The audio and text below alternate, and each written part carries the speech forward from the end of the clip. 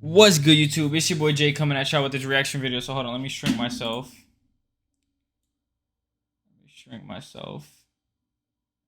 a little pissed off right now because WWE decides they want to block me on every video I drop all of a sudden when before they were not blocking me. So I'm trying to think, what's the problem, WWE? What did I do to you guys? You feel me? I'm just trying to show you what my audience wants to see. That's tough. But look, y'all, WrestleMania doesn't block us, so we about to react to it. The Rock is slapped, walks away. I reacted to all this already, so we're just gonna watch it. It is WrestleMania here, back with another video. Join us now as we look at this week's edition of SmackDown, as well as the wildest news stories and rumors you need to know, including The Rock gets slapped, Bloodline at WWE Hall of Fame, a cameraman tells The Rock he's running long again, a WWE Universe outraged over obvious stipulation, Prime is the WWE's largest sponsorship deal in history, Triple H reveals the 100 million play button for WWE's YouTube, Nia Jax chokes out a referee, and much more. Be sure to subscribe and hit that notification bell for daily wrestling videos, and follow us on Facebook for exclusive lists. Also check out our new videos on WrestleMania Shorts. Now, as always, we won't recap the matches, but just look at the good, the bad, and the downright ugly. As always, we start off with the good as number 1, Dragon Lee vs Angel Sizzler. The LWO vs Legado del Fantasma program seems like a random mix of matches, but you have to admit they're always entertaining thanks to the talent on both sides. Last night's Dragon Lee vs Angel Sizzler was the latest example as both superstars dazzle the fans. If WWE can just focus on making more fans care about the wrestlers involved besides Rey Mysterio and Santos Escobar, this could be an amazing feud. Number 2, Cody slaps The Rock. It was good to see Cody deliver a receipt to Rock following the People's Champion slapping Cody at WrestleMania 40's kickoff event. You never want your top babyface to look like a weakling, and having Cody go too long without some payback would have hurt his character. But that doesn't mean the Rhodes has no motive for wanting to get his hands on The Rock. Rest assured, the WWE will give fans even more reasons to want to see Cody and Seth versus The Rock and Roman at WrestleMania besides winning the stipulation tag match on night 1. Number 3, Tiffany Stratton continues to dazzle. Another win, and more importantly, another excellent performance by Tiffany Stratton. Stratton is in the fast lane to main event, and if she keeps going at this rate, she should be getting women's title matches within months. The only thing the WWE needs to be careful with is making sure it has Stratton's future mapped out, and it's not just giving her a string of big wins with nothing planned for afterwards. Number 4, Naomi Bianca Belair segment was intriguing. Is Bianca Belair slowly transforming into a villain? Well, fans have heard the rumors of the EST going heel for a while. Still, last night's seemingly casual conversation between Bella and Naomi suggests Bianca isn't buying Bayley's current apology tour, and that no one else should, given Bayley's history of doing despicable things. Whilst this storyline is a little bit too much like Drew McIntyre's heel turn, at least the WWE is copying something with a proven track record. And Randy and KO make a good team. Randy Orton and Kevin Owens make a good team. Despite being one of those mix and match tag teams, they showed remarkable fluidity. While last night's near miss where Randy Orton nearly clobbered KO with Logan Paul's brass knuckles suggests the WWE plans to book tension between RKO and KO, possibly leading to a triple threat between the two and Logan Paul, we could see the two challenging for the WWE Tag Team Championship down the road. But that was a good. What about the bad? They're just throwing Randy Orton anywhere now, dog. Like, what happened to him? The whole point of him signing was to take out the bloodline, dude.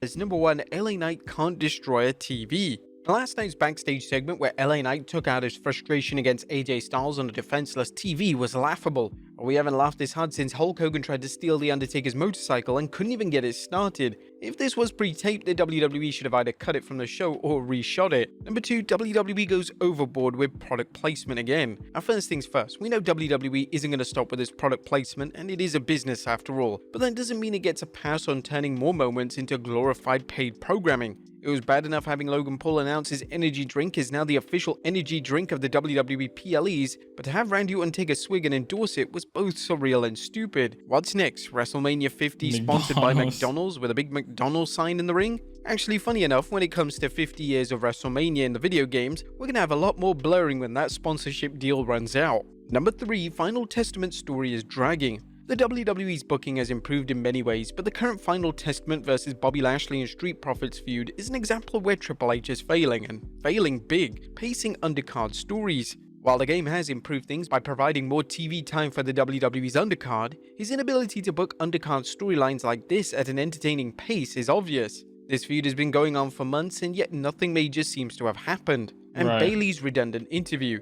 Last night's sit-down interview with Bayley was unnecessary as the role model has repeatedly explained her actions. The more Bayley can explain she did it for The Rock or for damage control, the less sympathetic she becomes. The WWE needs to stop with the apology tour and focus on Bayley getting payback. The interview was wasted time and the segment could have been used for someone else. Well, there was nothing downright ugly, but a little bit of a hit and miss SmackDown that failed to build any new matches for WrestleMania. Mania is just 4 weeks away and it's time to start filling up the undercard. What would you guys think of SmackDown last night? Let us know in the comments down below. Now let's move on to the news. Alright, the news, let's check it out. Now, first story looks at The Rock walking away after he gets slapped on SmackDown. SmackDown ended on an explosive note as Cody Rhodes slapped The Rock after The Rock told he was an unplanned child, or as Roman bluntly put it, a mistake. However, fans in the arena didn't get to see any type of post-show slugfest as The Rock and Roman just merely walked away. The WWE knows that the fan videos of the post-show happenings often surface, so we didn't want to give anything away until WrestleMania 40. Next up, Bloodline Hall of Fame. The WWE has announced Paul Heyman, Bull Nakano, and the US Express into this year's Hall of Fame. However, we could now see a member of the Bloodline being inducted. Fightful Select has reported that The Rock's grandmother, Leah Maivia, is being considered to be inducted into the Hall of Fame. We stress that point as considered, not confirmed. Leah was a promoter for the Samoan wrestling promotion Polynesian Pro Wrestling. Now, at first it was reported that The Rock has influence over the Hall of Fame, but that doesn't seem to be the case as WWE has denied that The Rock has any input. Next up, the cameraman tells The Rock he's running long again. It looks like The Rock just can't tell their time. How else to explain a video that surfaced showing WWE crew members trying to get The Rock to wrap things up? As WWE wisely didn't start SmackDown with The Rock after last week's debacle when he went way over his allotted time. No DQ tweeted, The Rock's promo was running long on WWE SmackDown and the camera crew was just trying to get them to wrap things up before the show went off the air. Fans are debating whether The Rock is still getting used to the changes in the WWE since he worked there regularly or he doesn't care. Dave Meltzer recently observed that last week's segment with The Rock did well in the ratings, but SmackDown's numbers dropped after he finished. People are interested in The Rock, but that's not leading to interest in the rest of the product. No one seems to be criticizing the Great One's promo skills, just his running on time. Next up, The Rock's new entrance. Now, The Rock has a new entrance and it's downright electrifying. The Rock's new entrance features lightning shooting from the sky and a bolt descending as The Rock appears. Major props to the WWE for creating an entrance that plays off The Rock's nickname, the most electrifying man in sports entertainment, and commands the audience's attention. Perhaps this is some consolation for The Rock after his other lightning-related project Black Adam failed to deliver in the box office. Next up, WWE Universe outraged over obvious stipulation. Now, as exciting as Rhodes and Rollins versus The Rock and Roman Reigns is going to be, some members of the WWE Universe think that the WWE has gone overboard with the latest stipulation for Cody at Mania. Not only does Cody and Seth's match have big stakes for the Cody versus Roman match, but there's also the new stipulation that if Cody loses to Roman, he can never challenge for the title again. And for some fans, this makes it obvious that Cody will win against Roman. There's such a thing as overbooking and the WWE is coming close with these stipulations. It's also failed to explain how the WWE plans to keep the Bloodline banned from ringside. Next up, the WWE's latest money grab pays off. There's big news to the WWE thanks to its new sponsorship deal with Prime Energy. The brand new deal between Prime and WWE is actually the largest sponsorship deal in WWE history. It looks like WWE executives are making up for years of underutilizing second revenue sources such as product placement and other sponsorship deals. You may recall previous comments by business observers that the WWE wasn't taking advantage of these business opportunities like other sports organizations. It's believed that Vince McMahon wasn't a fan of this level of product placement in and out of the ring. Next up, the WWE's locker room mystery. How did Seth and Cody escape from the room guarded by a platoon of security guards? Well, fans are less mystified than amused after seeing a picture of the guards standing outside Rollins and Rhodes' dressing room, yet no explanation of how they got out. Next up, Triple H reveals a 100 million play button. Again, congrats to the WWE on hitting 100 million subscribers on YouTube. As always with such a milestone, YouTube sent that channel their own play button and Triple H revealed it in a video on X. What do you guys think of the look of it?